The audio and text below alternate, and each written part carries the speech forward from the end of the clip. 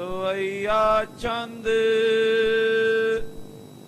सुन दीवान जी पागे आपने जग मो सब ते तन निहार जिसको पयो जमाता ऐसो सेवे मिल के लोक हजार सुधा सरोवर में हर मंदिर तन लगाए गन की नस त्यार तिस में बैठ सुहावत नित प्रत चौदिश की संगत देकार।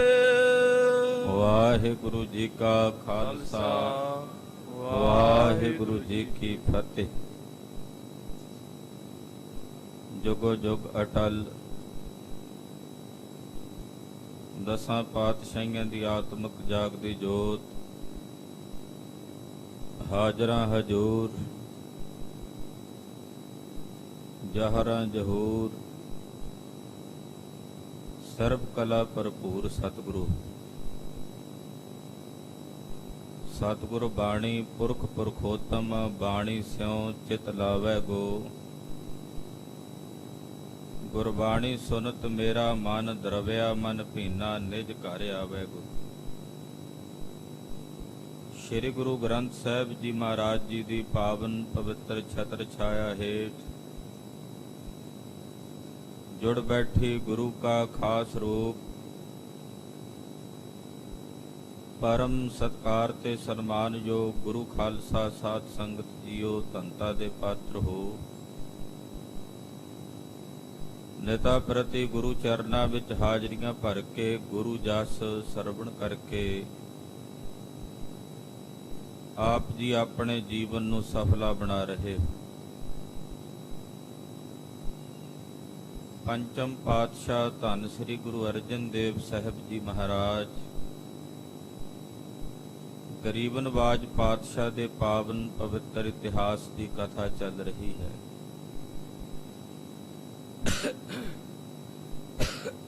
चंदू दे भेजे हुए एहलकार चंदू दे भेजे हुए लागी श्री अमृतसर साहब पहुंचे ने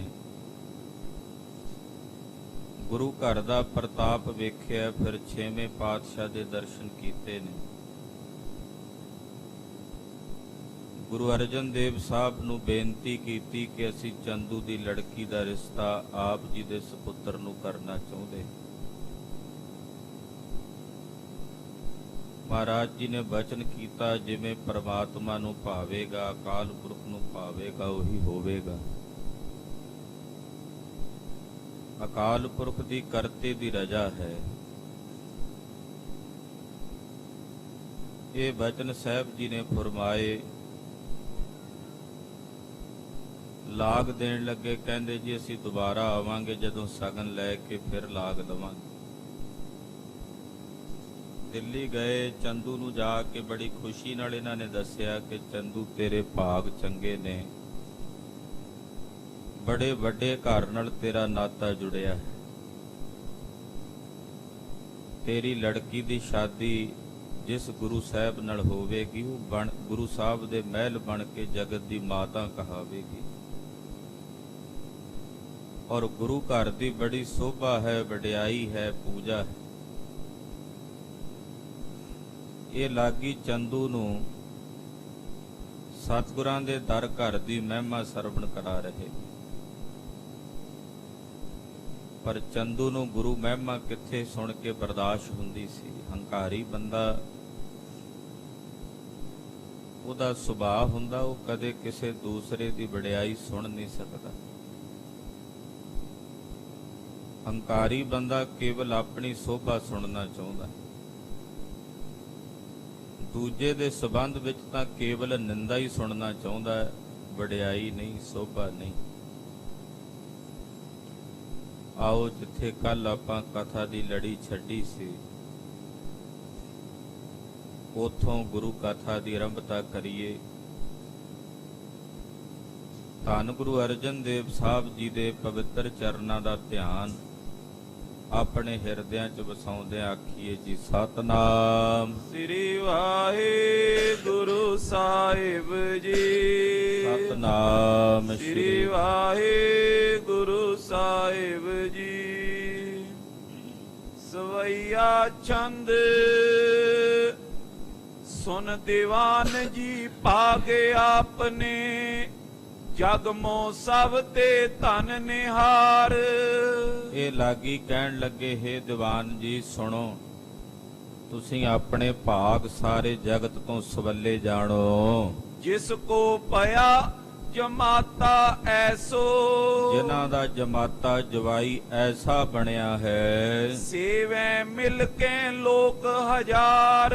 ਜਿਨ੍ਹਾਂ ਨੂੰ ਹਜ਼ਾਰਾਂ ਲੋਕ ਆ ਕੇ ਪੂਜਦੇ ਨੇ, ਜਿਨ੍ਹਾਂ ਦੀ ਸੇਵਾ ਕਰਦੇ ਨੇ, ਜਿਨ੍ਹਾਂ ਦੇ ਚਰਨਾਂ ਵਿੱਚ ਨਮਸਕਾਰਾਂ ਕਰਦੇ ਹਨ। ਸੁਦਾ ਸਰੋਵਰ ਮੈਂ ਹਰ ਮੰਦਰ, ਸੁਦਾ ਸਰੋਵਰ ਸ੍ਰੀ ਅੰਮ੍ਰਿਤਸਰ ਸਾਹਿਬ ਵਿੱਚ ਬਣੇ ਹੋਏ ਸੋਹਣੇ ਸੱਚਖੰਡ ਸ੍ਰੀ ਹਰਿਮੰਦਰ ਸਾਹਿਬ। ਧਨ ਲਗਾਏ ਗਨ ਕੀਨਸ ਤਿਆਰ। ਬਹੁਤ ਸਾਰਾ ਧਨ ਖਰਚ ਕੇ ਗੁਰਦੇਵ ਨੇ ਐਸਾ ਸੁੰਦਰ ਦਰਬਾਰ, ਐਸਾ ਸੋਹਣਾ ਦਰਬਾਰ ਬਣਾਇਆ ਹੈ। ਤਿਸ ਮੈਂ ਬੈਠ ਸੁਹਾਵਤ ਨਿਤ ਪ੍ਰਤ, ਜਿਸ ਦਰਬਾਰ ਵਿੱਚ ਬੈਠੇ ਸਤਿਗੁਰੂ ਜੀ ਨਿਤਾ ਪ੍ਰਤੀ ਸੋਭਨੀਕ ਹੁੰਦੇ ਹਨ। ਚੌਂ ਦਿਸ਼ ਕੀ ਸੰਗਤ ਦੇ ਕਾਰ, ਔਰ ਚਾਰਾਂ ਦਿਸ਼ਾਵਾਂ ਤੋਂ ਆਈਆਂ ਹੋਈਆਂ ਸੰਗਤਾਂ ਉਹਨਾਂ ਦੇ ਚਰਨਾਂ ਵਿੱਚ ਆਪਣੀ ਕਿਰਤ ਬਿਰਤ ਵਿੱਚੋਂ, ਕਮਾਈ ਵਿੱਚੋਂ ਦਸਵਾਂ ਹਿੱਸਾ ਦਸਵੰਧ ਦਾ ਉਹ ਗੁਰੂ ਚਰਨਾਂ ਵਿੱਚ ਲਿਆ ਕੇ ਭੇਟ ਕਰਦੇ ਹਨ। ਚੰਦੂ ਸੁਨਤ ਅਨਖ ਕੋ ਕਰਕੇ, ਜਦੋਂ ਚੰਦੂ ਨੇ ਲਾਗੀਆਂ ਦੇ ਮੂੰਹੋਂ ਗੁਰੂ ਘਰ ਦੀ ਮਹਿਮਾ ਸੁਣੀ, ਸੁਣ ਕੇ ਨੇ ਤਮਕ ਜੀ ਖਾਧੀ। ਅਣਖ ਜੀ ਵਿੱਚ ਆ ਕੇ, ਹੰਕਾਰ ਜੀ ਵਿੱਚ ਆ ਕੇ ਇਹ ਉਸ ਵਕਤ ਬੋਲਿਆ, ਦਰਬ ਜਾਤ ਕੋ ਉਰ ਹੰਕਾਰ। ਇਹਨੂੰ ਬੜਾ ਵੱਡਾ ਹੰਕਾਰ ਸੀ ਆਪਣੇ ਧਨ ਦਾ ਕਿ ਮੈਂ ਬੜਾ ਧਨਵਾਨ ਹਾਂ।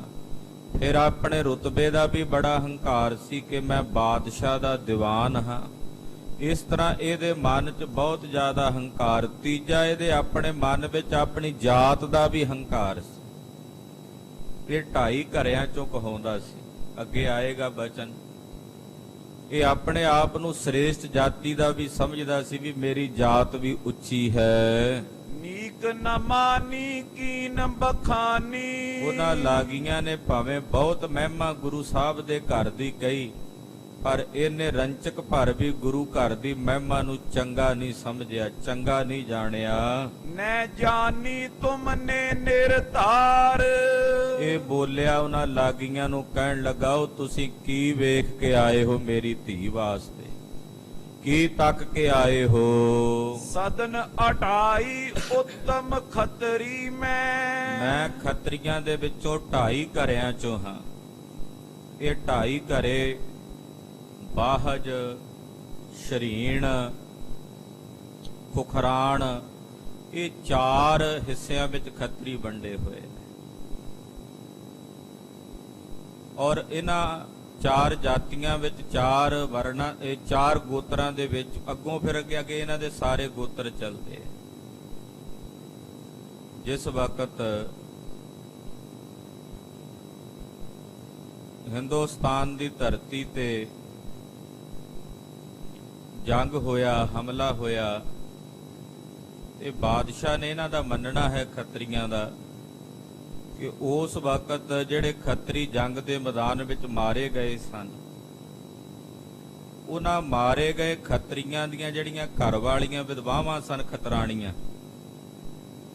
ਉਹਨਾਂ ਦਾ ਦੁਬਾਰਾ ਵਿਆਹ ਕਰਨ ਵਾਸਤੇ ਬਾਦਸ਼ਾਹ ਨੇ ਹੁਕਮ ਕੀਤਾ ਕਿ ਵਿਧਵਾ ਹੋ ਗਈਆਂ ਨੇ, ਇਹਨਾਂ ਦੇ ਘਰ ਵਾਲੇ ਜੰਗ ਦੇ ਮੈਦਾਨ 'ਚ ਮਾਰੇ ਗਏ ਨੇ, ਤੇ ਇਹਨਾਂ ਦੀ ਸ਼ਾਦੀ ਹੁਣ ਦੁਬਾਰਾ ਕਿਸੇ ਖੱਤਰੀਆਂ ਨਾਲ ਕਰ ਦੇਣੀ ਚਾਹੀਦੀ। ਬਾਦਸ਼ਾਹ ਦੀ ਗੱਲ ਮੰਨ ਕੇ ਜਿਨ੍ਹਾਂ ਖੱਤਰੀਆਂ ਨੇ ਉਹਨਾਂ ਵਿਧਵਾ ਇਸਤਰੀਆਂ ਦੇ ਨਾਲ ਸ਼ਾਦੀ ਕਰਵਾ ਲਈ, ਉਹਨਾਂ ਨੂੰ ਸ਼ਰੀਣ ਕਹਿੰਦੇ ਹਨ। ਇਹ ਉਹਨਾਂ ਨੂੰ ਖੱਤਰੀਆਂ ਦੇ ਵਿੱਚੋਂ ਆਪਣੇ ਆਪ ਨੂੰ ਮਾੜਾ ਗਿਣਦੇ ਆ ਵੀ ਇਹ ਸ਼ਰੀਣ। ਸ਼ਰੀਣ ਦਾ ਮਤਲਬ ਹੁੰਦਾ ਹੈ ਸ਼ਰਾਈਨ, ਜਿਨ੍ਹਾਂ ਨੇ ਬਾਦਸ਼ਾਹ ਦੀ ਈਨ ਮੰਨ ਲਈ, ਬਾਦਸ਼ਾਹ ਦਾ ਕਹਿਣਾ ਮੰਨ ਕੇ ਉਹਨਾਂ ਵਿਧਵਾ ਖਤਰਾਣੀਆਂ ਦੇ ਨਾਲ ਵਿਆਹ ਕਰਵਾ ਲਿਆ। ਉਸ ਵੇਲੇ ਇੱਕ ਮੇਰਾ ਨਾਮ ਦਾ ਖੱਤਰੀ ਜਿਹੜਾ ਸੀ ਆਪਣੇ ਨਾਲ ਕੁਝ ਸਾਥੀਆਂ ਨੂੰ ਲੈ ਕੇ ਬਾਦਸ਼ਾਹ ਕੋਲ ਗਿਆ ਵੀ ਐਸਾ ਸਾਡੇ ਵਿੱਚ ਯੋਗ ਨਹੀਂ, ਕਿਉਂਕਿ ਵਿਧਵਾ ਵਿਆਹ ਦੇ ਉਸ ਵੇਲੇ ਹਿੰਦੂ ਸਮਾਜ ਦੇ ਵਿੱਚ ਪਾਬੰਦੀ ਸੀ ਕਿ ਇਹ ਨਹੀਂ ਹੋਣਾ ਚਾਹੀਦਾ। ਜਦੋਂ ਪੁਕਾਰ ਕਰਨ ਵਾਸਤੇ ਬਾਦਸ਼ਾਹ ਕੋਲ ਚੱਲਿਆ ਤੇ ਜਿਹੜੇ 2.5 ਕੋਹ ਤੇ ਉਹਨੂੰ ਜਾ ਕੇ ਮਿਲੇ, ਉਹਦੇ ਨਾਲ ਉਹਦੀ ਸਹਿਮਤੀ ਵਾਸਤੇ ਵੀ ਅਸੀਂ ਵੀ ਤੇਰੇ ਨਾਲ ਚੱਲ ਕੇ ਪੁਕਾਰ ਕਰਦੇ, ਉਹਨਾਂ ਨੂੰ 2.5 ਘਰਾ ਕਿਹਾ ਜਾਂਦਾ। ਜਿਹੜੇ 12 ਕੋਹ ਤੇ ਜਾ ਕੇ ਮਿਲੇ ਉਹਨਾਂ ਨੂੰ ਬਾਹਜ ਕਿਹਾ ਜਾਂਦਾ। ਜਿਹੜੇ ਬਾਅਦ ਵਿੱਚ ਆ ਕੇ ਮਿਲੇ, ਜਿਵੇਂ ਅੱਗੇ ਜਾ ਕੇ ਉਹ ਕਿਸੇ ਨੂੰ ਖੁਖਰਾਨ ਕਿਹਾ ਜਾਂਦਾ ਹੈ, ਕਿਸੇ ਨੂੰ ਮੇਰਾ ਕਿਹਾ ਜਾਂਦਾ ਹੈ। ਇਸ ਪ੍ਰਕਾਰ ਨਾਲ ਇਹ ਜਿਹੜਾ ਆਪਣੇ ਆਪ ਨੂੰ 2.5 ਘਰਾ, ਜਿਹੜੇ 2.5 ਘਰੇ ਖੱਤਰੀ ਨੂੰ ਆਪਣੇ ਆਪ ਨੂੰ ਉੱਚਾ ਸਮਝਦੇ ਆ, ਅਸੀਂ 2.5 ਕੋਹ ਤੇ ਜਾ ਕੇ ਰਲੇ ਸੀ ਨਾਲ ਪੁਕਾਰ ਕਰਨ ਵਾਸਤੇ। ਉਹ 2.5 ਘਰਿਆਂ ਦੇ ਵਿੱਚ ਜਿਹੜੇ ਗੋਤਰ ਆਉਂਦੇ ਨੇ ਖੱਤਰੀਆਂ ਦੇ, ਜਿਵੇਂ ਕਿ ਕਪੂਰ, ਖੰਨੇ, ਮੇਰੇ, ਮਹਿਰਾ ਵੀ ਜਿਨ੍ਹਾਂ ਨੂੰ ਕਹਿ ਦਿੱਤਾ ਜਾਂਦਾ ਹੈ, ਉਹ ਖੱਤਰੀਆਂ ਦੇ 2.5 ਘਰਾਂ ਦੇ ਗੋਤਰਾਂ ਵਿੱਚ ਉਹ ਆਪਣੇ ਆਪ ਨੂੰ ਸਭ ਤੋਂ ਸ੍ਰੇਸ਼ਟ ਖੱਤਰੀ ਮੰਨਦੇ ਆ। ਇਹ ਉਹਨਾਂ ਦੇ ਵਿੱਚੋਂ ਸੀ ਚੰਦੂ। ਕਹਿੰਦਾ ਮੈਂ 2.5 ਘਰਾ ਖੱਤਰੀ। ਉਹ ਸ਼ਰੀਣ ਜਿਹੜੇ ਸੋਢੀ ਨੇ ਜਾਂ ਹੋਰ ਜਿਹੜੀਆਂ ਬਰਾਦਰੀਆਂ ਨੇ ਬਾਅਦ ਵਿੱਚ ਜਿਹੜੀਆਂ ਖੱਤਰੀ ਭਾਈਚਾਰੇ ਦੇ ਵਿੱਚੋਂ ਹੋਰ ਵੱਖਰੇ ਵੱਖਰੇ ਗੋਤਰ ਨਿਕਲਦੇ ਨੇ, ਚਾਹੇ ਉਹ ਅੱਗੇ ਅਰੋੜੇ ਨੇ, ਹੋਰ ਕਿਸੇ ਵੀ ਪ੍ਰਕਾਰ ਦੇ ਵਰਣ ਦੇ ਨੇ, ਉਹਨਾਂ ਨੂੰ ਇਹ ਸ਼ਰੀਣ, ਉਹ 20 ਗੋਤ ਜਿਹੜੇ ਸ਼ਰੀਣਾਂ ਦੇ ਨੇ, ਉਹਨਾਂ ਵਿੱਚ 20 ਗੋਤ ਮੰਨੇ ਜਾਂਦੇ ਨੇ। ਜਿਹੜੇ ਬਾਹਜ ਨੇ ਉਹਨਾਂ ਵਿੱਚ 12 ਗੋਤ ਮੰਨੇ ਜਾਂਦੇ। ਤੋ ਇਹ ਗੁਰੂ ਸਾਹਿਬ ਜੀ ਨੂੰ ਸ਼ਰੀਣ ਗੋਤ ਦਾ ਸਮਝਦਾ ਸੀ ਵੀ ਸੋਢੀ ਜਿਹੜੇ ਨੂੰ ਸ਼ਰੀਣ ਗੋਤ ਵਿੱਚ ਆਉਂਦੇ ਨੇ, ਕਿ ਉਹਨਾਂ ਦੀ ਜਾਤ ਸਾਡੀ ਜਾਤ ਨਾਲੋਂ ਨੀਵੀਂ ਹੈ। ਪਹਿਲਾਂ ਤਾਂ ਇਹਨੇ ਇਹੀ ਸ਼ੰਕਾ ਕੀਤਾ ਵੀ ਮੇਰੀ ਜਾਤ ਬੜੀ ਉੱਚੀ ਆ, ਮੈਂ 2.5 ਘਰਾ ਖੱਤਰੀ ਹਾਂ। 3 ਮੋ ਉੱਚੀ ਕੁਲ ਚਾਰੂ। ਕਹਿੰਦਾ ਉਹਨਾਂ ਦੇ ਵਿੱਚੋਂ ਜਿਹੜੀਆਂ 2.5 ਘਰਾਂ ਵਿੱਚੋਂ 4 ਕੁੱਲਾਂ ਹੁੰਦੀਆਂ ਨੇ, 4 ਗੋਤਰ ਜਿਹੜੇ 2.5 ਘਰੇ ਨੇ, ਉਹ 4 ਗੋਤਰ ਉਹਨਾਂ ਦੇ ਮੁੱਖ ਨੇ। ਉਹ 4 ਗੋਤਰਾਂ ਦੇ ਵਿੱਚੋਂ ਇੱਕ ਗੋਤ ਦਾ ਮੈਂ ਧਾਰਦੀ ਹਾਂ। ਸੋਢੀ ਬੰਸ ਸ਼ਰੀਣ ਸੋ ਖੱਤਰੀ। ਉਹਨਾਂ ਦਾ ਬੰਸ ਸੋਢੀ ਹੈ, ਫਿਰ ਉਹ ਸ਼ਰੀਣ ਨੇ ਜਿਹਨਾਂ ਨੇ ਈਨ ਮੰਨ ਲਈ ਸੀ ਬਾਦਸ਼ਾਹ ਦੀ, ਉਹ ਸ਼ਰੀਣ ਨੇ, ਉਹ 20 ਗੋਤ ਨੇ ਉਹਨਾਂ ਦੇ, ਉਹ ਸਾਡੇ ਤੋਂ ਨੀਵੀਂ ਜਾਤੀ ਦੇ ਹਨ। ਨੀਵੇਂ ਥਲ ਹਮ ਤੇ ਔਰ ਧਾਰ। ਜਾਤੀ ਕਰਕੇ ਵੇਖੀਏ ਤੇ ਬਰਾਦਰੀ ਕਰਕੇ, ਜਾਤੀ ਕਰਕੇ ਉਹ ਸਾਡੇ ਤੋਂ ਨੀਵੇਂ ਨੇ, ਉਹ ਸਾਡੇ ਤੋਂ ਨੀਵੇਂ ਸਦਾਉਂਦੇ ਹਨ। ਹਮ ਉੱਤਮ ਚੋਬਾਰੇ ਸਮੈ। ਅਸੀਂ ਉੱਤਮ ਜਾਤੀ ਵਾਲੇ ਚੁਬਾਰੇ ਵਾਂਗੂ ਆ। ਮੈਂ ਉੱਤਮ ਜਾਤੀ ਵਾਲਾ ਚੁਬਾਰੇ ਦੇ ਸਮਾਨ ਬੜਾ ਉੱਚਾ ਹਾਂ। ਸਭ ਘਰ ਤੇ ਉੱਚੋ ਜਿਮ ਹੋਏ। ਜਿਵੇਂ ਚੁਬਾਰਾ ਸਾਰੇ ਘਰ ਦੇ ਵਿੱਚ ਉੱਚਾ ਹੁੰਦਾ ਨਾ, ਸਾਰੇ ਘਰ ਦੇ ਵਿੱਚ ਸਭ ਤੋਂ ਉਚਾਈ ਤੇ ਹੁੰਦਾ ਹੈ। ਕਹਾ ਸ਼ਰੀਣ ਹਮ ਤੇ ਪਉ ਨੀਚੇ। ਉਹ ਸ਼ਰੀਣ ਗੋਤਰ ਵਾਲੇ ਨੀਵੀਂ ਜਾਤੀ ਵਾਲੇ ਨੇ, ਸਾਡੇ ਤੋਂ ਬਹੁਤ ਛੋਟੇ ਹਨ। ਜਥਾ ਸਦਨ ਕੀ ਮੋਰੀ ਜੋਏ। ਜਿਵੇਂ ਚੁਬਾਰਾ ਇੱਕੋ ਘਰ ਦੇ ਵਿੱਚ ਚੁਬਾਰਾ ਸਭ ਤੋਂ ਉੱਚਾ ਹੁੰਦਾ ਤੇ ਜਿਹੜੀ ਮੋਰੀ ਹੁੰਦੀ ਉਹ ਸਭ ਤੋਂ ਨੀਵੀਂ ਹੁੰਦੀ ਹੈ, ਜਿਹਦੇ ਵਿੱਚੋਂ ਘਰ ਦਾ ਪਾਣੀ ਬਾਹਰ ਨੂੰ ਨਿਕਲਦਾ। ਕਹਿੰਦਾ ਜਿਹੜੇ ਸ਼ਰੀਣ ਨੇ ਉਹ ਘਰ ਦੀ ਮੋਰੀ ਦੇ ਸਮਾਨ ਨੇ, ਤੇ ਜਿਹੜੇ ਮੇਰੇ ਵਰਗੇ 2.5 ਘਰੇ ਖੱਤਰੀ ਨੇ ਉਹ ਚੁਬਾਰੇ ਵਾਂਗੂ ਉੱਚੇ ਹਨ। ਤਨੀਆ ਈਟ ਚੁਬਾਰੇ ਕੀ ਮਮ। ਤੁਸੀਂ ਤਾਂ ਉਹ ਕੰਮ ਕੀਤਾ ਵੀ ਮੇਰੀ ਲੜਕੀ ਜੋ ਚੁਬਾਰੇ ਦੀ ਇੱਟ ਸੀ। ਮੋਰੀ ਸਮਕੁਲ ਮੈਂ ਦੀ ਸੋਏ। ਮੋਰੀ ਦੇ ਸਮਾਨ ਨੀਵੀਂ ਜਾਤੀ ਸ਼ਰੀਣ ਜਾਤੀ ਸੋਢੀਆਂ ਦੀ, ਉਹਦੇ ਵਿੱਚ ਜਾ ਕੇ ਤੁਸੀਂ ਉਹ ਇੱਟ ਲਾ ਦਿੱਤੀ ਹੈ, ਮੋਰੀ ਵਿੱਚ ਚੁਬਾਰੇ ਦੀ ਇੱਟ ਲਾ ਦਿੱਤੀ ਹੈ। ਜਥਾ ਜੋਗ ਨੇ ਕਛੂ ਵਿਚਾਰਿਓ। ਤੁਸੀਂ ਇਸ ਗੱਲ ਨੂੰ ਯਥਾ ਯੋਗ ਚੰਗੀ ਤਰ੍ਹਾਂ ਨਹੀਂ ਵਿਚਾਰਿਆ। ਉਸ ਵੇਲੇ ਤੁਹਾਨੂੰ ਇਸ ਗੱਲ ਦੀ ਵਿਚਾਰ ਕਰਨੀ ਚਾਹੀਦੀ ਸੀ ਵੀ ਮੇਰੀ ਜਾਤ ਤਾਂ ਵੇਖਦੇ, ਘਟੋ ਘੱਟ 2.5 ਘਰਾਂ ਦੇ ਜਿਹੜੇ 4 ਗੋਤਰ ਨੇ ਉਹਨਾਂ ਦੇ ਵਿੱਚੋਂ ਕਿਸੇ ਗੋਤਰ ਦੀ ਭਾਲ ਕਰਦੇ, ਫਿਰ ਸਾਡੀ ਬਰਾਬਰੀ ਦੀ ਗੱਲ ਹੋਣੀ ਸੀ। ਅਸੀਂ ਜਾਤੀ ਕਰਕੇ ਬਰਾਬਰ ਹੁੰਦੇ। ਅਸਮੰਜਸ ਜਾਣੇ ਸਭ ਕੋਏ। ਇਹ ਤਾਂ ਤੁਸੀਂ ਬੜੀ ਅਸਮੰਜਸ ਗੱਲ ਬਣਾ ਦਿੱਤੀ ਹੈ। ਹੁਣ ਉੱਥੇ ਆਪਾਂ ਨਾ ਵੀ ਨਹੀਂ ਕਰ ਸਕਦੇ, ਇਨਕਾਰ ਵੀ ਨਹੀਂ ਹੋ ਸਕਦਾ। ਈਟ ਚੁਬਾਰੇ ਕੀ ਸਭ ਸਿਰ ਪਰ। ਚੁਬਾਰੇ ਦੀ ਇੱਟ ਤਾਂ ਸਾਰਿਆਂ ਦੇ ਸਿਰਾਂ ਦੇ ਉੱਤੇ ਹੁੰਦੀ ਹੈ। ਮੋਰੀ ਲਗੀ ਜੋ ਸਭ ਤੇ ਨੀਵ। ਤੇ ਜਿਹੜੀ ਮੋਰੀ ਆ ਉਹ ਸਭ ਤੋਂ ਨੀਵੀਂ ਹੁੰਦੀ ਹੈ। ਘਰ ਵਿੱਚ ਤੁਸੀਂ ਉਹ ਚੁਬਾਰੇ ਦੀ ਇੱਟ ਜਿਹੜੀ ਸਾਰਿਆਂ ਦੇ ਸਿਰਾਂ ਤੇ ਹੁੰਦੀ ਹੈ ਉੱਚੀ, ਉਹਨੂੰ ਮੋਰੀ ਦੇ ਵਿੱਚ ਲਾਇਓ ਜੜ ਆਏ ਹੋ। 3 ਬਾਰ ਤਕਰਾਰ ਕਰਿਓ ਇਮ। ਇਹਨੇ ਇੱਕ ਵਾਰ ਨਹੀਂ ਇਹ ਗੱਲ 3 ਵਾਰ ਕਹੀ ਚੰਦੂ। ਇਹੀ ਗੱਲ ਬਾਰ-ਬਾਰ ਇਹਨੇ 3 ਵਾਰ ਦੁਹਰਾਈ ਕਿ ਤੁਸੀਂ ਚੁਬਾਰੇ ਦੀ ਇੱਟ ਮੋਰੀ ਨੂੰ ਲਾਏ ਹੋ। ਪੁਨ ਬੋਲਿਓ ਤਨ ਕਿਆ ਟਿਗ ਥੀਵ। ਫਿਰ ਇੱਥੇ ਬਸ ਨਹੀਂ ਕੀਤੀ ਇਹਨੇ, ਫਿਰ ਹੋਰ ਹੰਕਾਰ ਚ ਬੋਲਿਆ, ਕਹਿੰਦਾ ਪੈਸਾ ਕੀ ਵੇਖ ਲਿਆ ਤੁਸੀਂ ਉਹਨਾਂ ਕੋਲ, ਕਿੰਨਾ ਕੁ ਧਨ ਹੋਵੇਗਾ, ਕਿੰਨੀ ਕੁ ਦੌਲਤ ਹੋਵੇਗੀ ਉਹਨਾਂ ਦੇ ਕੋਲ। ਗੁਜਰ ਫਕੀਰਨ ਜੈਸੀ ਤਿਸ ਕੀ। ਫਕੀਰਾਂ ਵਾਲੀ ਉਹਨਾਂ ਦੀ ਗੁਜਰਾਨ ਹੈ, ਫਕੀਰਾਂ ਵਰਗਾ ਗੁਜ਼ਾਰਾ ਉਹ ਆਪਣਾ ਕਰਦੇ ਹਨ। ਪੂਜਾ ਲੈ ਆਹਾਰ ਕਰੀਵ। ਲੋਕ ਆ ਕੇ ਪੂਜਾ ਦਾ ਧਾਨ ਉਹਨਾਂ ਦੇ ਕੋਲ ਚੜਾਵਾ ਚੜਾਉਂਦੇ ਨੇ, ਉਹਦਾ ਉਹ ਭੋਜਨ ਖਰੀਦ ਕੇ ਤਾਂ ਖਾਂਦੇ ਹਨ। ਆਨ ਚੜਾਵੇਂ ਤੋ ਧਨ ਪਾਵੇਂ। ਜੇ ਕੋਈ ਆ ਕੇ ਚੜਾਵਾ ਚੜਾਵੇਗਾ ਤਾਂ ਹੀ ਉਹ ਧਨ ਪ੍ਰਾਪਤ ਕਰਨਗੇ, ਜੇ ਕੋਈ ਚੜਾਵਾ ਚੜਾਣੀ ਨਾ ਆਇਆ ਤੇ ਭੁੱਖੇ ਬੈਠੇ ਰਿਹਾ ਕਰਨਗੇ। ਕੋਈ ਪੱਕਾ ਕੰਮ ਤਾਂ ਨਹੀਂ ਨਾ ਹੈ ਕਿ ਰੋਜ਼ ਚੜਾਵਾ ਆਉਣਾ ਹੀ ਆਉਣਾ। ਉਹ ਕਹਿੰਦਾ ਜੇ ਚੜਾਵਾ ਕੋਈ ਚੜਾ ਗਿਆ ਤਾਂ ਠੀਕ, ਜੇ ਕੋਈ ਨਾ ਆਇਆ ਤਾਂ ਫਿਰ ਕੀ ਕਰਿਆ ਕਰਨਗੇ। ਨਾਏ ਤਾਂ ਬੈਠੇ ਰਹੇ ਸਦੀਵ। ਜੇ ਨਾ ਕੋਈ ਚੜਾਵਾ ਚੜਾਣ ਆਇਆ ਤੇ ਫਿਰ ਉਹ ਆਪਣੇ ਘਰ ਵਿੱਚ ਬੈਠੇ ਰਿਹਾ ਕਰਨਗੇ।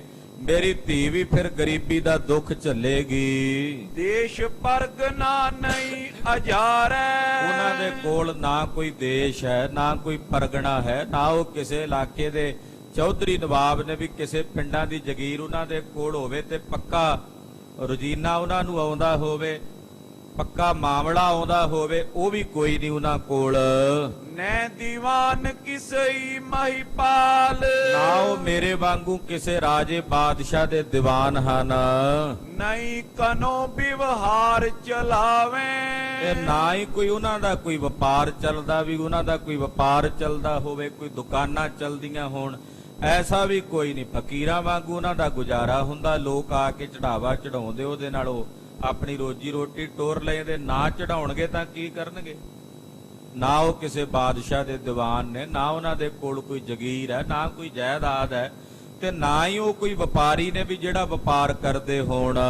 ਜੈ ਤੇ ਆਵੇ ਦਰਬ ਵਿਸਾਲ। ਜੇ ਕੋਈ ਵਪਾਰ ਹੀ ਕਰਦੇ ਹੁੰਦੇ ਤਾਂ ਵੀ ਮੈਂ ਮੰਨ ਲੈਂਦਾ ਵੀ ਵਪਾਰ ਦੇ ਵਿੱਚੋਂ ਆਮਦਨ ਹੋ ਜਾਂਦੀ ਹੈ, ਵਪਾਰ ਕਰਕੇ ਮੁਨਾਫਾ ਹੁੰਦਾ, ਉਹਦੇ ਨਾਲ ਚੰਗਾ ਗੁਜ਼ਾਰਾ ਚੱਲ ਜਾਂਦਾ ਹੈ।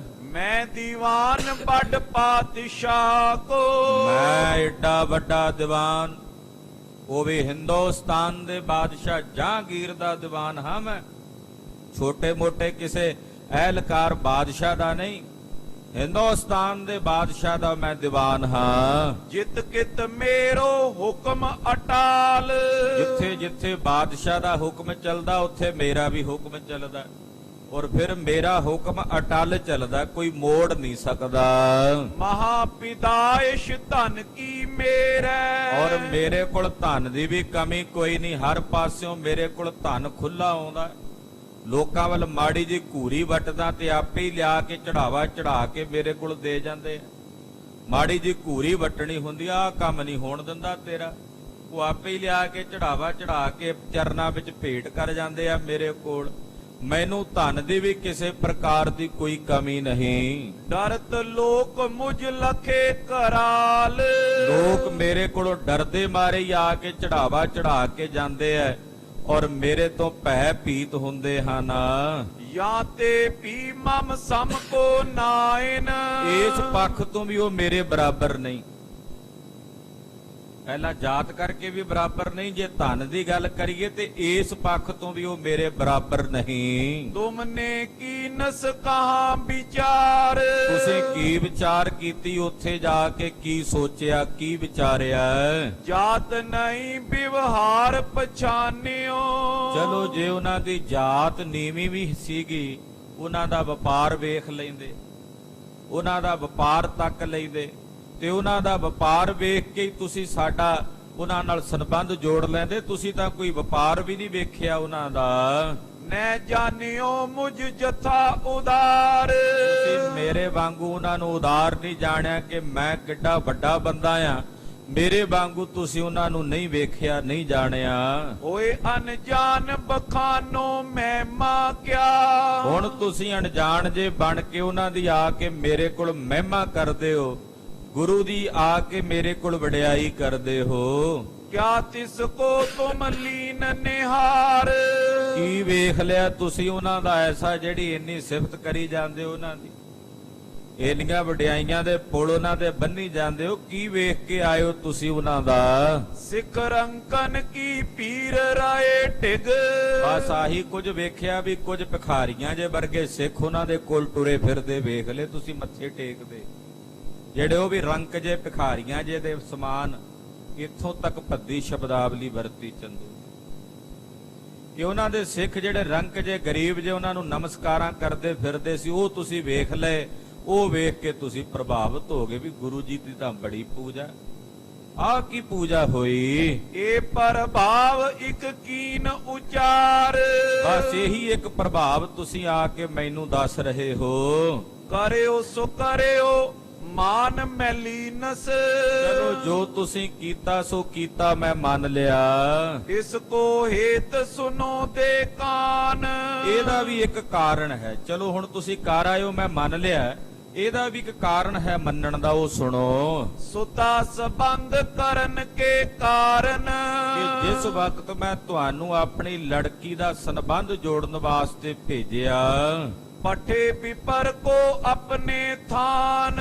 ਜਦੋਂ ਵੀ ਕੋਈ ਪਿਤਾ ਆਪਣੀ ਲੜਕੀ ਦਾ ਰਿਸ਼ਤਾ ਕਰਨ ਵਾਸਤੇ ਕਿਸੇ ਬ੍ਰਾਹਮਣ ਨੂੰ ਆਪਣੀ ਜਗ੍ਹਾ ਤੇ ਭੇਜਦਾ, ਆਪਣੇ ਥਾਂ ਤੇ ਭੇਜਦਾ, ਜੈ ਕਰ ਆਏ ਉਜਤ ਸੋ ਮਾਨਨ। ਉਹ ਇਹ ਸਮਝ ਕੇ ਭੇਜਦਾ ਵੀ ਇਹ ਬ੍ਰਾਹਮਣ ਨਹੀਂ ਚੱਲਿਆ, ਮੈਂ ਚੱਲਿਆ। ਤੇ ਉਹ ਬ੍ਰਾਹਮਣ ਫਿਰ ਜਿੱਥੇ ਰਿਸ਼ਤਾ ਕਰਕੇ ਆਉਂਦਾ ਹੈ, ਫਿਰ ਜਿਹੜੇ ਪਿਤਾ ਨੇ ਭੇਜਿਆ ਹੁੰਦਾ ਉਹਨੂੰ ਫਿਰ ਉਹ ਸੱਤ ਕਰਕੇ ਮੰਨਣਾ ਪੈਂਦਾ ਵੀ ਬ੍ਰਾਹਮਣ ਨੇ ਜੋ ਕਰ ਦਿੱਤਾ ਠੀਕ ਕੀਤਾ, ਕਿਉਂਕਿ ਉਹ ਇਹ ਸਮਝ ਕੇ ਭੇਜਦਾ ਵੀ ਮੈਂ ਹੀ ਚੱਲਿਆ ਇਹਦੇ ਵਿੱਚ ਵਰਤ ਕੇ, ਤੇ ਮੈਂ ਵੀ ਤੈਨੂੰ ਇਸੇ ਭਾਵ ਨਾਲ ਭੇਜਿਆ ਸੀ। ਕਰਿਓ ਸੰਬੰਧ ਜੇ ਦੇ ਬਖਾਨ। ਔਰ ਜੇ ਉਹ ਆ ਕੇ ਕਹਿ ਦੇਵੇ, ਦੱਸ ਦੇਵੇ ਬ੍ਰਾਹਮਣ ਕਿ ਅਸੀਂ ਤੇਰੀ ਲੜਕੀ ਦਾ ਰਿਸ਼ਤਾ ਕਰ ਆਏ ਹਾਂ, ਨੈ ਮਾਨੇ ਤੋ ਦੋਸ਼ ਲਗੇ ਤੈਂ। ਅੱਗੋਂ ਜਿਹੜਾ ਲੜਕੀ ਦਾ ਪਿਤਾ ਉਸ ਬ੍ਰਾਹਮਣ ਦੀ ਗੱਲ ਨਾ ਮੰਨੇ, ਇਨਕਾਰ ਕਰ ਦੇਵੇ, ਤਾਂ ਉਸ ਪਿਤਾ ਤੇ ਫਿਰ ਬੜਾ ਵੱਡਾ ਦੋਸ਼ ਲੱਗਦਾ ਹੈ। ਕਨਿਆ ਪਤੀ ਕੋ ਦੁਤੀਆ ਠਾਨ। ਔਰ ਉਸ ਵਕਤ ਫਿਰ ਜਦੋਂ ਦੂਸਰੀ ਜਗ੍ਹਾ ਤੇ ਆਪਣੀ ਲੜਕੀ ਦਾ ਰਿਸ਼ਤਾ ਲੱਭਦਾ ਹੈ, ਤੇ ਉਹਦਾ ਮਤਲਬ ਹੁੰਦਾ ਦੂਜਾ ਪਤੀ ਲੱਭਣਾ। ਇੱਕ ਪਤੀ ਨੂੰ ਛੱਡ ਕੇ ਦੂਜੇ ਪਤੀ ਦੀ ਭਾਲ ਕਰਨੀ ਇੰਨਾ ਮਾੜਾ ਸਮਝਿਆ ਜਾਂਦਾ ਹੈ। ਪ੍ਰਥਮ ਕਯੋ ਜੈ ਪਤੀ ਸੋ ਹੋਇਓ। ਜਿੱਥੇ ਬ੍ਰਾਹਮਣ ਨੇ ਪਹਿਲਾਂ ਕਹਿ ਦਿੱਤਾ ਵੀ ਇਹ ਮੇਰੇ ਲੜਕੀ ਦਾ ਰਿਸ਼ਤਾ ਅਸੀਂ ਇੱਥੇ ਕਰ ਦਿੱਤਾ, ਫਿਰ ਉਹੀ ਉਹਦਾ ਪਤੀ ਬਣ ਜਾਂਦਾ ਹੈ।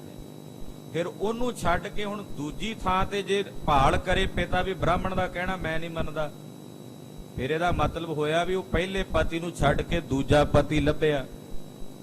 ਇਹ ਬਹੁਤ ਮਾੜਾ ਤੇ ਬਦ ਸ਼ਗਨ ਸਮਝਿਆ ਜਾਂਦਾ ਹੈ। ਜਾਂ ਤੇ ਤੁਮਨੇ ਕੀ ਨਸ ਜੋਏ। ਇਸ ਕਰਕੇ ਹੁਣ ਜੋ ਤੁਸੀਂ ਕਰ ਆਇਓ ਮੈਨੂੰ ਪ੍ਰਵਾਨ ਹੈ, ਕਿਉਂਕਿ ਮੈਂ ਉਹਨਾਂ ਬਾਪਾਂ ਵਿੱਚੋਂ ਨਹੀਂ ਹਾਂ ਕਿ ਮੈਂ ਆਪਣੀ ਲੜਕੀ ਵਾਸਤੇ ਹੁਣ ਕੋਈ ਦੂਜੇ ਪਤੀ ਦੀ ਭਾਲ ਕਰਾਂ। ਜਿਹੜਾ ਤੁਸੀਂ ਲੱਭ ਆਇਓ ਠੀਕ ਹੈ, ਪਰ ਤੁਸੀਂ ਠੀਕ ਕਰਕੇ ਨਹੀਂ ਆਏ। ਪਰ ਫਿਰ ਵੀ ਮੈਂ ਸਮਾਜ ਵਿੱਚ ਰਹਿਣ ਕਰਕੇ ਉਸ ਗੱਲ ਨੂੰ ਮੰਨਦਾ ਹਾਂ। ਕੁਲ ਹੋਏ ਹੀਨ ਦਰਬ ਤੇ ਹੀਨ ਜੋ। ਕੁਲ ਤੋਂ ਵੀ ਉਹ ਹੀਣੇ ਨੇ, ਜਾਤੀ ਕਰਕੇ ਵੀ ਮੇਰੇ ਤੋਂ ਨੀਵੇਂ ਨੇ, ਅਸੀਂ ਢਾਈ ਕਰੇ ਉਹ ਸ਼ਰੀਨ। ਫਿਰ ਧਨ ਕਰਕੇ ਵੀ ਉਹ ਸਾਡੇ ਤੋਂ ਨੀਵੇਂ ਹਨ। ਭਇਓ ਜਮਾਤਾ ਅਬ ਮਮ ਸੋਏ। ਚਲੋ ਜਿਹੋ ਜਿਹਾ ਵੀ ਹੈ ਹੁਣ ਉਹ ਮੇਰਾ ਜਵਾਈ ਬਣ ਗਿਆ, ਤੇ ਮੈਂ ਵੀ ਉਹਨੂੰ ਸਿਰ ਮੱਥੇ ਪ੍ਰਵਾਨ ਕਰਦਾ ਹਾਂ। ਜਗਤ ਰੀਤ ਬਿਗਰੇ ਅਬ ਫੇਰੇ।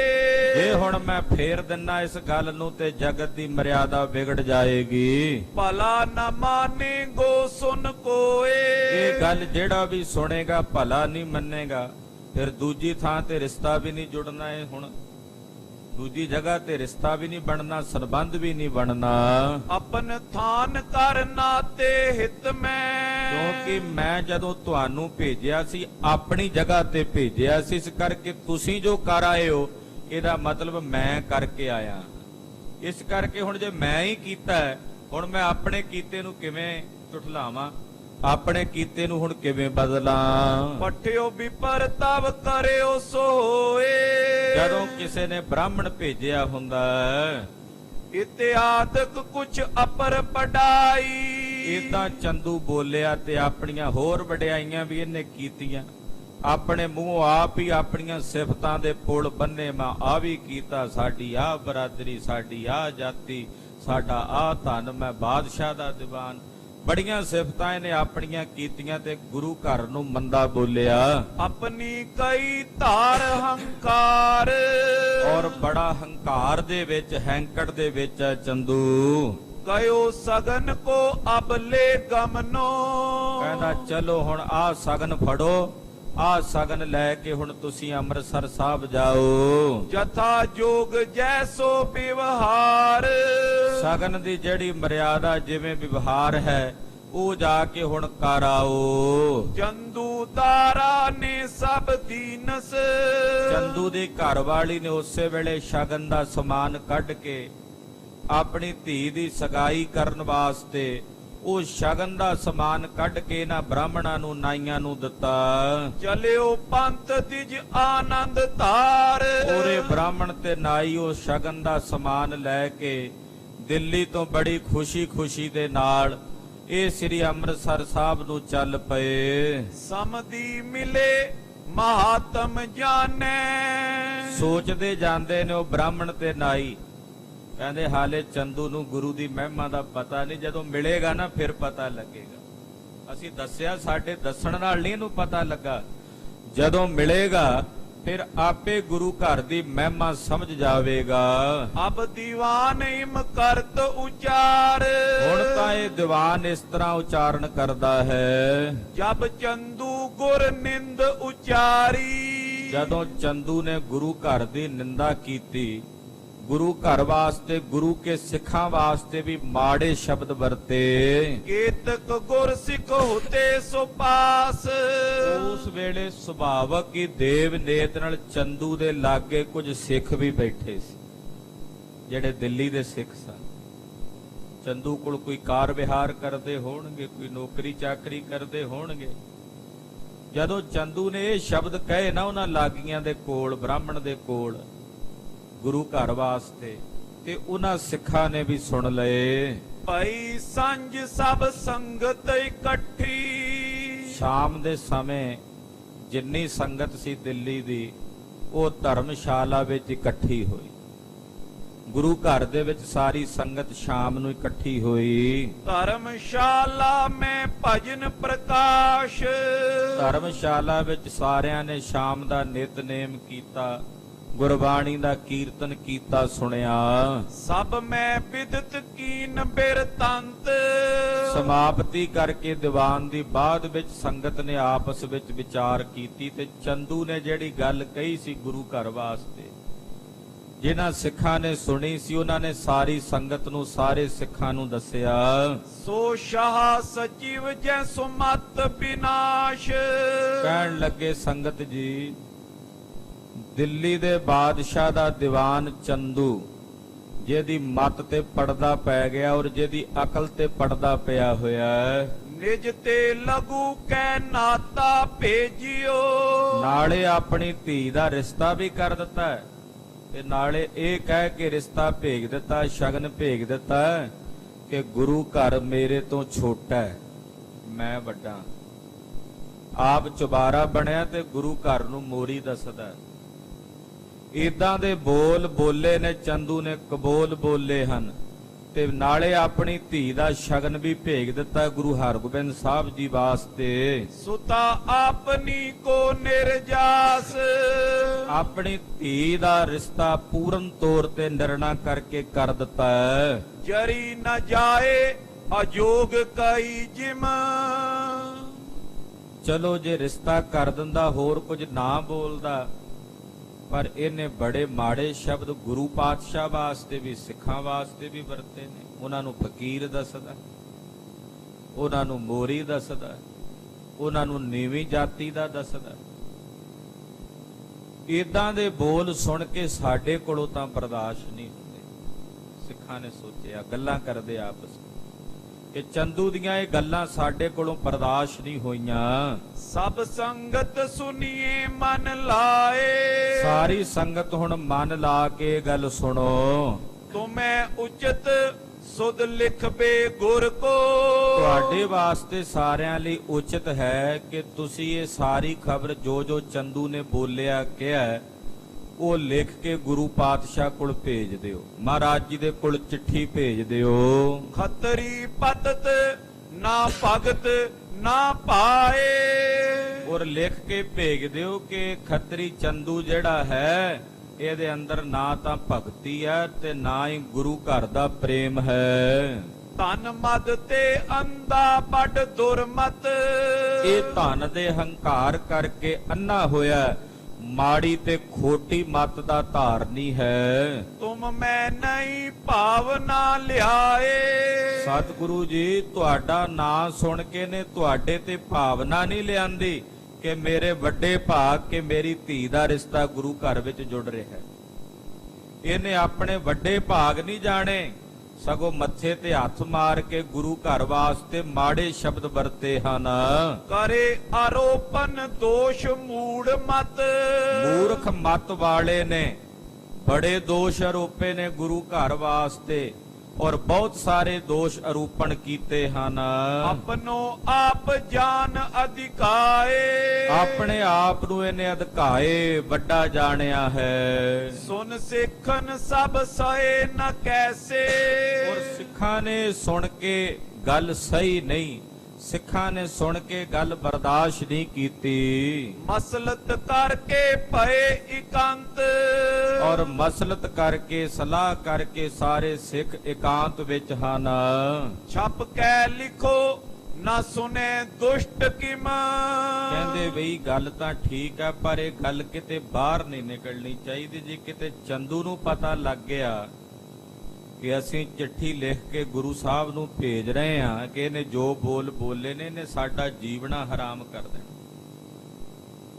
ਇਸ ਕਰਕੇ ਲੁਕ ਕੇ ਚਿੱਠੀ ਲਿਖ ਕੇ ਭੇਜੋ ਕਿ ਚੰਦੂ ਤੱਕ ਬਾਹਰ ਇਹ ਗਬ ਖਬਰ ਨਾ ਜਾਵੇ। ਜੈਸੇ ਇਹਾਂ ਪਇਓ ਬਿਰਤੰਤ, ਇੱਥੇ ਜੋ ਜੋ ਕੁਝ ਬੀਤਿਆ ਸਾਡਾ ਫਰਜ਼ ਬਣਦਾ ਗੁਰੂ ਪਾਤਸ਼ਾਹ ਨੂੰ ਦੱਸਣਾ, ਸਾਡਾ ਫਰਜ਼ ਬਣਦਾ ਮਹਾਰਾਜ ਜੀ ਨੂੰ ਸਾਰੀ ਗੱਲ ਦਾ ਚਾਨਣਾ ਪਾਉਣਾ। ਲਗੇ ਲਿਖਨ ਅਰਦਾਸ ਆਪਨੀ, ਇਹ ਸੋਚ ਕੇ ਇਹ ਫਿਰ ਸਾਰੇ ਸਿੱਖਾਂ ਨੇ ਇੱਕ ਚਿੱਠੀ ਲਿਖੀ, ਆਪਣੇ ਵੱਲੋਂ ਮਹਾਰਾਜ ਜੀ ਦੇ ਚਰਨਾਂ ਵਿੱਚ ਬੇਨਤੀ ਕੀਤੀ, ਅਰਦਾਸ ਕੀਤੀ ਹੈ। ਸ਼੍ਰੀ ਸ਼੍ਰੀ ਸ਼੍ਰੀ ਸਤਿਗੁਰ ਭਗਵੰਤ, ਲਿਖਿਆ ਸ਼੍ਰੀ ਸ਼੍ਰੀ ਸ਼੍ਰੀ ਸ਼੍ਰੀ ਗੁਰੂ ਅਰਜਨ ਦੇਵ ਸਾਹਿਬ, हे ਭਗਵੰਤ ਜੀ, हे ਅਕਾਲ ਪੁਰਖ ਦਾ ਸਰੂਪ ਸਤਿਗੁਰੂ ਜੀ, ਉਪਕਾਰੀ ਜਗ ਤਾਰਨ ਸਮਰੱਥ, ਮਹਾਰਾਜ ਤੁਸੀਂ ਸਾਰੇ ਜਗਤ ਦੇ ਤਾਰਨ ਹੋ, ਤਾਰਨ ਤਰਨ ਹੋ, ਉਪਕਾਰੀ ਹੋਰ ਸਮਰੱਥ ਦੇਵ ਹੋ। ਹਰ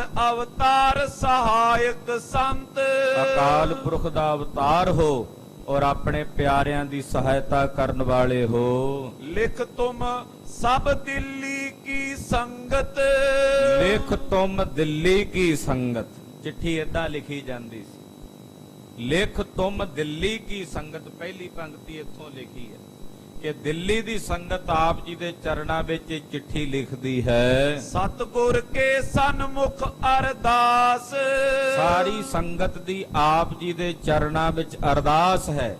ਦਿੱਲੀ ਦੀ ਸਮੂਹ ਸੰਗਤ ਦੀ ਆਪ ਜੀ ਦੇ ਚਰਨਾਂ ਵਿੱਚ ਅਰਦਾਸ ਹੈ। ਸ਼ਾਹ ਦੀਵਾਨ ਸੁਤਾ ਕੋ ਨਾਤਾ, ਕਿ ਮਹਾਰਾਜ ਸ਼ਾਹ ਦੀਵਾਨ ਯਾਨੀ ਕਿ ਬਾਦਸ਼ਾਹ ਦਾ ਦੀਵਾਨ ਚੰਦੂ ਉਹਦੀ ਲੜਕੀ ਦਾ ਜੋ ਰਿਸ਼ਤਾ ਹੈ, ਭੇਜਿਓ ਆਹੇ ਤੁਮਾਰੇ ਪਾਸ, ਆਪ ਜੀ ਦੇ ਪਾਸ ਆਪ ਜੀ ਦੇ ਸਹਿਬਜ਼ਾਦੇ 6ਵੇਂ ਪਾਤਸ਼ਾਹ ਲਈ ਭੇਜਿਆ ਗਿਆ ਹੈ। ਆਪ ਹੰਕਾਰੀ ਬਨਿਓ ਚੁਬਾਰਾ, ਮਹਾਰਾਜ ਚੰਦੂ ਆਪ ਹੰਕਾਰੀ ਹੈ, ਔਰ ਉਹ ਆਪ ਆਪਣੇ ਆਪ ਨੂੰ ਚੁਬਾਰਾ ਬਣਿਆ ਹੋਇਆ ਹੈ। ਤੁਮੇ ਕਯੋ ਮੋਰੀ ਸੰਕਾਸ।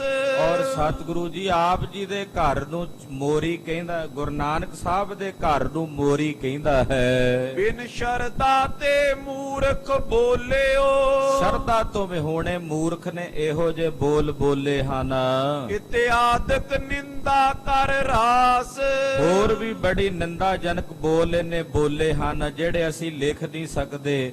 ਸਾਡੇ ਸਾਰੀ ਸੰਗਤ ਕੋਲੋਂ ਇਹਦੇ ਬੋਲੇ ਹੋਏ ਉਹ ਕਬੋਲ ਜਰੇ ਨਹੀਂ ਗਏ। ਹਮਕੋ ਨੈ ਸੁਖਾਏ ਤਿਸ ਕਹਿਬੋ। ਮਹਾਰਾਜ ਚੰਦੂ ਦਾ ਕਹਿਣਾ ਸਾਨੂੰ ਚੰਗਾ ਨਹੀਂ ਲੱਗਾ। ਬਸ ਨੈ ਚਲਿਓ ਸੋ ਲਿਖਿਓ ਬਿਰਤੰਤ। ਮਹਾਰਾਜ ਸਾਡਾ ਵਸ ਨਹੀਂ ਚੱਲਿਆ, ਜੇ ਸਾਡਾ ਵਸ ਚੱਲਦਾ ਤੇ ਚੰਦੂ ਨੂੰ ਗਰਕ ਕਰ ਦਿੰਦੇ। ਪਰ ਮਹਾਰਾਜ ਉਹ ਬਾਦਸ਼ਾਹ ਦਾ ਦੀਵਾਨ ਹੈ, ਅਸੀਂ ਗਰੀਬ ਸਿੱਖ ਹਾਂ, ਅਸੀਂ ਉਹਦਾ ਕੁਝ ਵਿਗਾੜ ਨਹੀਂ ਸਕਦੇ। ਪਰ ਅਸੀਂ ਆਪ ਜੀ ਦੇ ਚਰਨਾਂ ਵਿੱਚ ਬੇਨਤੀ ਕਰਕੇ ਜ਼ਰੂਰ ਬੇਨਤੀ ਭੇਜ ਸਕਦੇ ਹਾਂ। ਆਪ ਜੀ ਦੇ ਚਰਨਾਂ ਵਿੱਚ ਬੇਨਤੀ ਅਰਦਾਸ ਕਰ ਸਕਦੇ ਹਾਂ। ਸੁਤਾ ਨ ਸਾਕਤ ਕੀ ਤੁਮ ਲੀਜੋ। ਮਹਾਰਾਜ ਸਾਡੀ ਇਹ ਬੇਨਤੀ ਕਿ ਸਾਕਤ ਦੀ ਲੜਕੀ ਆਪ ਜੀ ਨੇ ਨਹੀਂ ਲੈਣੀ। ਇਹ ਜਿਹੜਾ ਸਾਕਤ ਹੈ ਦੁਰਜਨ ਹੈ ਚੰਦੂ, ਇਹਦੀ ਲੜਕੀ ਦਾ ਰਿਸ਼ਤਾ ਆਪ ਜੀ ਨੇ ਸਾਹਿਬਜ਼ਾਦੇ ਗੁਰੂ ਹਰਗੋਬਿੰਦ ਸਾਹਿਬ ਜੀ ਲਈ ਨਹੀਂ ਲੈਣਾ। ਇਹ ਸੰਗਤ ਕੋ ਅਹਿਮਤੰਤ। ਸਾਰੀ ਸੰਗਤ ਦਾ ਇਹ ਮਤਾ ਹੈ, ਸਾਰੀ ਸੰਗਤ ਦੀ ਆਪ ਜੀ ਦੇ ਚਰਨਾਂ 'ਚ ਅਰਦਾਸ ਵੀ ਹੈ। ਪਠਿਓ ਦੂਤ ਤੂਰਨ ਚੱਲ ਪਹੁੰਚਿਓ। ਇੱਕ ਦੂਤ ਨੂੰ ਉਸੇ ਵੇਲੇ ਚਿੱਠੀ ਲਿਖ ਕੇ ਦਿੱਤੀ। ਉਹ ਦੂਤ ਬੜੀ ਛੇਤੀ ਨਾਲ ਦਿੱਲੀ ਤੋਂ ਸ੍ਰੀ ਅੰਮ੍ਰਿਤਸਰ ਸਾਹਿਬ ਪਹੁੰਚਿਆ। ਜਬ ਲੋ ਵਿਪਰ ਨ ਤਿਲਕ ਕਢੰਤ।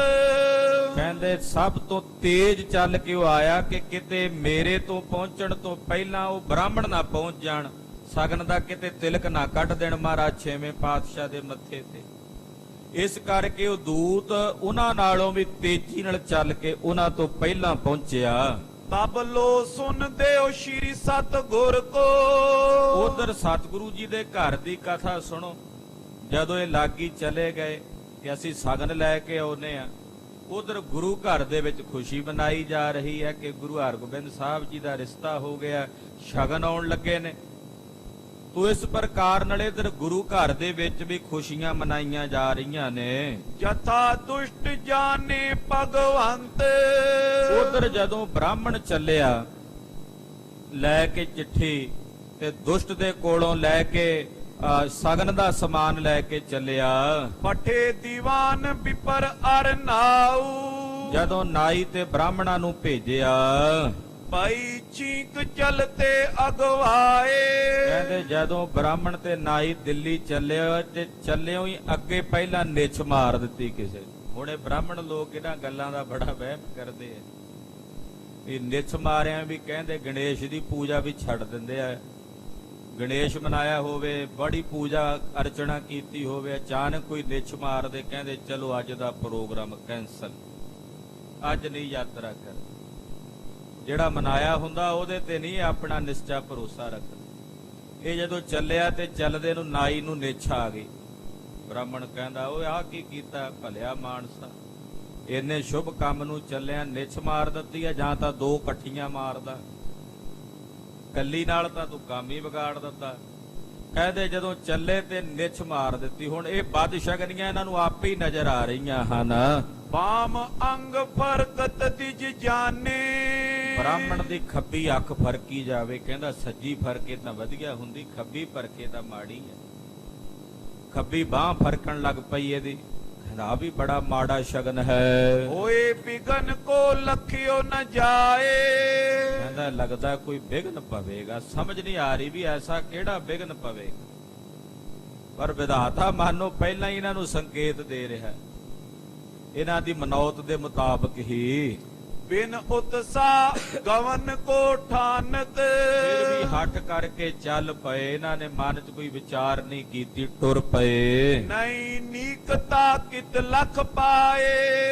ਜਿੰਨੇ ਵੀ ਰਾਹ ਵਿੱਚ ਵੇਖੇ ਬਾਦਸ਼ਾਹ ਨਹੀਂ ਵੇਖੇ। ਫਿਰ ਥੋੜਾ ਜਿਹਾ ਟੁਰੇ ਤੇ ਅੱਗੋਂ ਲੱਕੜਾਂ ਦੀ ਪੰਡ ਚੁੱਕੀ ਆਵੇ ਇੱਕ ਬੰਦਾ, ਕਹਿੰਦਾ ਆ ਲੈ ਹੋਰ ਮਾੜਾ ਕੰਮ ਹੋ ਗਿਆ ਵੀ ਲੱਕੜਾਂ ਦੀ ਭਰੀ ਚੁੱਕੀ ਆਉਂਦਾ। ਥੋੜਾ ਜਿਹਾ ਹੋਰ ਅੱਗੇ ਨੂੰ ਟੁਰੇ ਤੇ ਇੱਕ ਖਾਲੀ ਟੋਕਰੀ ਰੱਖੀ ਮਾਈ ਉਹ ਟੁਰੀ ਆਵੇ ਸਿਰ ਤੇ। ਏਦਾਂ ਦੇ ਬੜੇ ਇਹਨਾਂ ਨੂੰ ਮਾੜੇ ਸ਼ੱਕ ਨਹੀਂ ਦਿਸੀ ਜਾਂਦੇ, ਇਹ ਮੰਨਦੇ ਵੀ ਐ। ਇਹ ਤਾਂ ਚਲੋ ਮੰਨਣ, ਉਹਨਾਂ ਨੂੰ ਮੁਬਾਰਕ ਵੀ। ਮੈਂ ਤਾਂ ਕਈ ਸਿੱਖਾਂ ਨੂੰ ਵੀ ਮੰਨਦਿਆਂ ਸੁਣਿਆ ਵੀ ਇਹ ਵੀ ਮੰਨ ਲੈਂਦੇ ਆ, ਕਈ ਸਿੱਖ ਵੀ ਮੰਨ ਲੈਂਦੇ ਆ ਕੁਝ ਬੈਠਿਆ। ਉਦਾਂ ਭਾਵੇਂ ਕਿਸੇ ਨੂੰ ਐਲਰਜੀ ਨਾਲ ਹੀ ਨਿੱਛ ਆ ਜਾਓ, ਕਿੱਥੇ ਨਿੱਛ ਮਾਰ ਦੇ। ਸਿੱਖ ਵੀ ਕਹਿੰਦੇ ਸੁਣੀਦੇ ਨੇ, ਅੱਜ ਮੇਰੀ ਖੱਬੀ ਅੱਖ ਫਰਕਦੀ, ਪਤਾ ਨਹੀਂ ਕੀ ਹੋਣਾ। ਉਹਨਾਂ ਨੂੰ ਤਾਂ ਕਹਿੰਦੇ ਸੁਣੀਦਾ ਸੀ, ਪਰ ਅੱਜ ਗੁਰੂ ਨਾਨਕ ਦਾ ਸਿੱਖ ਵੀ ਇਹੋ ਜਿਹਾ ਵਹਿਮਾਂ ਭਰਮਾਂ 'ਚ ਪਿਆ। ਸਿੱਖ ਨਹੀਂ ਕਿਸੇ ਸਗਨ ਅਪਸਗਨ ਦੀ ਵਿਚਾਰ ਕਰਦਾ। ਸਿੱਖ ਤਾਂ ਗੁਰੂ ਨਾਨਕ ਦੇ ਚਰਨਾਂ 'ਚ ਕੀਤੀ ਅਰਦਾਸ ਤੇ ਭਰੋਸਾ ਰੱਖਦਾ ਹੈ ਕਿ ਜਿਹੜੀ ਅਰਦਾਸ ਕਰ ਦਿੱਤੀ ਉਹ ਗੁਰੂ ਨੇ ਪ੍ਰਵਾਨ ਕਰ ਲੈਣੀ। ਜੇ ਉਹਨੂੰ ਪਾਇਆ ਤਾਂ ਹੋ ਜਾਏਗਾ, ਨਾ ਪਾਇਆ ਤਾਂ ਨਾ ਹੋਵੇਗਾ। ਦੋ ਹੀ ਕੰਮ ਨੇ, ਹੋ ਜਾਏਗਾ ਚਾਹੇ ਨਾ ਹੋਵੇਗਾ। ਹੋ ਗਿਆ ਤਾਂ ਵੀ ਉਹਨੂੰ ਭਾਉਂਦਾ ਤਾਂ ਹੋ ਜਾਣਾ, ਨਾ ਪਾਇਆ ਤਾਂ ਨਾ ਹੋਵੇਗਾ। ਕਿਸੇ ਦੇ ਗਧਾ ਹਿਣਕਣ ਦੇ ਨਾਲ ਜਾਂ ਨਿੱਛ ਮਾਰਨ ਨਾਲ ਜਾਂ ਲੱਕੜਾਂ ਦੀ ਪੰਡ ਚੁੱਕ ਕੇ ਲਿਆਉਣ ਨਾਲ ਜਾਂ ਖਾਲੀ ਟੋਕਰਾ ਮਿਲਣ ਦੇ ਨਾਲ ਨਹੀਂ ਕੁਝ ਹੋਣਾ। ਗੁਰਸਿੱਖ ਤਾਂ ਕਹਿੰਦਾ ਕੀਤਾ ਲੋੜੀਆ ਕੰਮ ਸੋ ਹਰ ਪੈ ਆਖੀਐ। ਜਦੋਂ ਕੋਈ ਕੰਮ ਕਰਦਾ ਨਾ ਸਿੱਖ, ਉਹ ਪਹਿਲਾਂ ਮਹਾਰਾਜ ਜੀ ਅੱਗੇ ਅਰਦਾਸ ਕਰਦਾ, ਸਤਿਗੁਰੂ ਜੀ ਤੁਹਾਡੇ ਚਰਨਾਂ 'ਚ ਸਾਡੀ ਅਰਦਾਸ।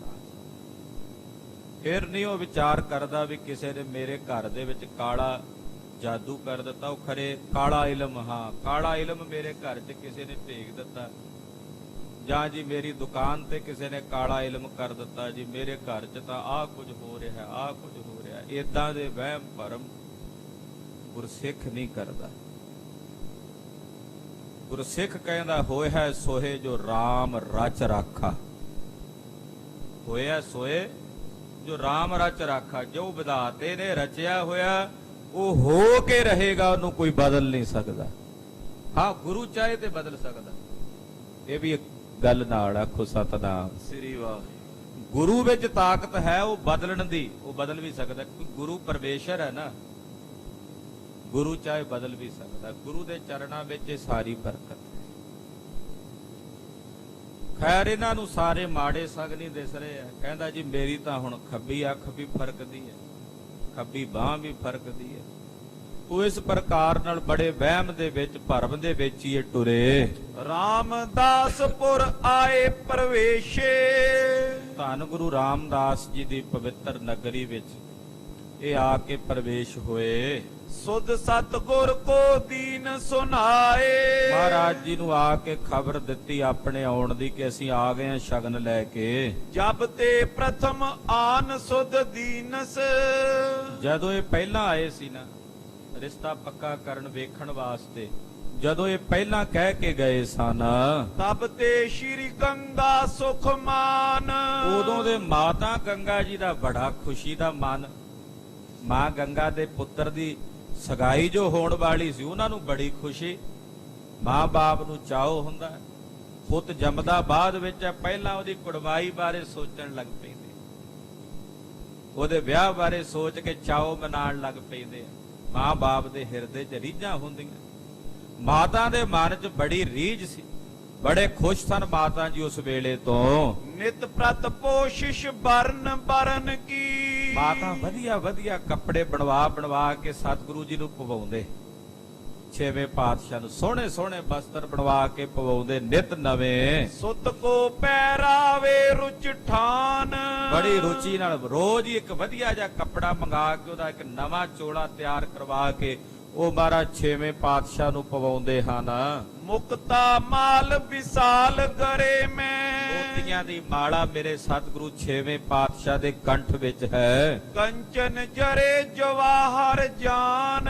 ਸੋਨੇ ਦੇ ਗਹਿਣੇ ਜਵਾਹਰਾਤ ਮਹਾਰਾਜ ਜੀ ਦੇ ਸਰੀਰ ਤੇ ਪਾਏ ਹੋਏ ਨੇ। ਅੰਗਦ ਮੈਂ ਹੀਰੇ ਬੋ ਮੋਲੇ। ਡੋਲਿਆਂ ਨਾਲ ਬਹੂਟੇ ਬੱਧੇ ਹੋਏ ਜਿਨ੍ਹਾਂ ਨੂੰ ਅੰਗਦ ਵੀ ਕਹਿੰਦੇ ਆ, ਉਹਨਾਂ ਵਿੱਚ ਬੜੇ ਬਹੁ ਮੁੱਲੇ ਹੀਰੇ ਜੜੇ ਹੋਏ ਨੇ। ਨਵਰਤਨੇ ਦਮਕਤ ਦੁੱਤ ਖਾਨ। 9 ਦੇ 9 ਰਤਨ ਉਹਨਾਂ ਵਿੱਚ ਸ਼ੋਭਨੀਕ ਹੋ ਰਹੇ ਨੇ, ਦੁਤੀ ਕਰ ਰਹੇ ਨੇ। ਛਾਪ ਛਲਾਇਨ ਕੰਚਨ ਬਦਨ ਕੇ ਬੋ ਸੋਨੇ ਦੇ ਮਹਾਰਾਜ ਜੀ ਨੇ ਗਹਿਣੇ ਸਰੀਰ ਤੇ ਧਾਰਨ ਕੀਤੇ ਹੋਏ ਬੜੇ ਸੁੰਦਰ, ਖਚੇ ਰਤਨ ਸੁੰਦਰ ਕਰ ਮਾਏ ਔਰ ਉਹਨਾਂ ਵਿੱਚ ਕੀਮਤੀ ਰਤਨ, ਹੀਰੇ, ਸ਼ਬਜ, ਪੰਨੇ, ਮੋਤੀ ਉਹ ਜੜੇ ਹੋਏ ਨੇ। ਅੰਕ ਬਿਠਾਏ ਬਦਨ ਕੋ ਦੇਖਤ ਮਾਤਾ ਜੀ ਸਤਿਗੁਰਾਂ ਨੂੰ ਗੋਦ 'ਚ ਬਿਠਾ ਕੇ ਉਹਨਾਂ ਦੇ ਚਿਹਰੇ ਵੱਲ ਵੇਖਦੇ ਹਨ ਕਰਤ ਦੁਲਾਰ ਮੋਦ ਉਪਜਾਏ ਔਰ ਬੜਾ ਦੁਲਾਰ ਕਰਦੇ, ਬੜੀ ਖੁਸ਼ੀ ਜ਼ਾਹਰ ਕਰਦੇ ਮਾਤਾ ਜੀ। ਰਲੀਆਂ ਕਰੇ ਨਵੀਂ ਨਿਤ ਬਹੁਤੀ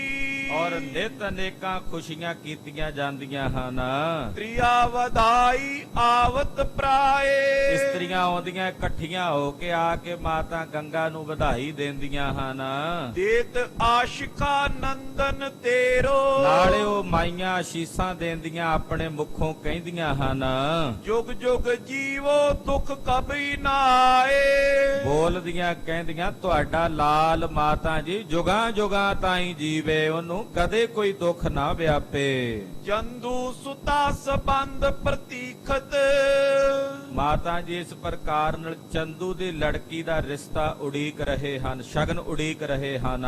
ਕਬ ਆਵੇ ਤਿਜ ਬਾਰਿਸ ਥਾਈ ਉਡੀਕ ਰਹੀਆਂ ਨੇ ਉਹ ਮਾਈਆਂ ਵੀ ਨਾਲ, ਕਹਿੰਦੀਆਂ ਪਤਾ ਨਹੀਂ ਉਹ ਬ੍ਰਾਹਮਣ ਕਦੋਂ ਦੇ ਗਏ ਨੇ ਸ਼ਗਨ ਲੈਣ, ਕਹਿੰਦੇ ਅਸੀਂ ਆਉਨੇ ਆ ਦਿੱਲੀੋਂ ਮੁੜ ਕੇ ਆਏ ਨਹੀਂ ਹਾਲੇ, ਖਬਰੇ ਕਦੋਂ ਆਉਣਗੇ। ਇਸ ਦਿਨ ਪਰ ਬਲਿਹਾਰ ਸਖੀਰੀ ਮਾਤਾ ਜੀ ਵੀ ਅੱਗੋਂ ਕਹਿੰਦੇ ਮੈਂ ਤਾਂ ਵਾਰੇ ਜਾਵਾਂਗੀ ਉਸ ਦਿਨ ਤੋਂ ਜਦੋਂ ਬ੍ਰਾਹਮਣ ਮੇਰੇ ਪੁੱਤ ਦਾ ਸ਼ਗਨ ਲੈ ਕੇ ਆਉਣਗੇ, ਮੈਂ ਤਾਂ ਵਾਰੇ ਜਾਵਾਂਗੀ ਉਸ ਦਿਨ ਤੋਂ, ਉਸ ਦਿਹਾੜੇ ਤੋਂ ਜਬ ਮੇਰੋ ਸੁਤ ਤਿਲਕ ਕਢਾਏ ਜਦੋਂ ਮੇਰੇ ਪੁੱਤ ਦੇ ਮੱਥੇ ਤੇ ਸਗਾਈ ਦਾ ਤਿਲਕ ਲਾਇਆ ਜਾਏਗਾ, ਉਦੋਂ ਉਸ ਸਮੇਂ ਤੋਂ ਮੈਂ ਵਾਰੇ ਜਾਵਾਂਗੀ, ਕੁਰਬਾਨ ਜਾਵਾਂਗੀ। ਉਤਸਵ ਰਚੇ ਅਨੇਕ ਵਿਧਨ ਕੇ ਮਾਤਾ ਜੀ ਅਨੇਕਾਂ ਪ੍ਰਕਾਰ ਦੇ ਉਤਸਵ ਘਰ ਵਿੱਚ ਰਚਦੇ ਹਨ। ਢੋਲਕ ਬਜੇ ਨਾਗਰੀ ਗਾਏ ਢੋਲਕਾਂ ਵੱਜਦੀਆਂ ਨੇ, ਨਾਲ ਸ਼ਬਦ ਗਾਇਨ ਹੁੰਦੇ ਹਨ। ਜਗ ਗੁਰ ਬਖਸ਼ਿਸ਼ ਦੀਨਨ ਕਰ ਹੈ ਔਰ ਸਤਿਗੁਰੂ ਸੱਚੇ ਪਾਤਸ਼ਾਹ ਜੀ ਮਹਾਰਾਜ ਜੀ ਵੀ ਬਖਸ਼ਿਸ਼ਾਂ ਕਰਦੇ ਗਰੀਬਾਂ ਤੇ। ਮਚੇ ਕੋਲਾਹਲ ਨਰ ਸਮੁਦਾਏ ਸਾਰੇ ਘਰ ਦੇ ਵਿੱਚ ਰੱਜ ਕੇ ਖੁਸ਼ੀਆਂ ਮਨਾਈਆਂ ਜਾ ਰਹੀਆਂ, ਗੁਰੂ ਕੇ ਮਹਿਲਾਂ ਵਿੱਚ ਖੁਸ਼ੀਆਂ ਮਨਾਈਆਂ ਜਾ ਰਹੀਆਂ ਨੇ। ਦੋਹਰਾ ਆਜ ਕਾਲ ਤਿਜ ਆਏ ਹੈ ਉਤਸਵ ਰਚੇ ਵਿਸਾਲ।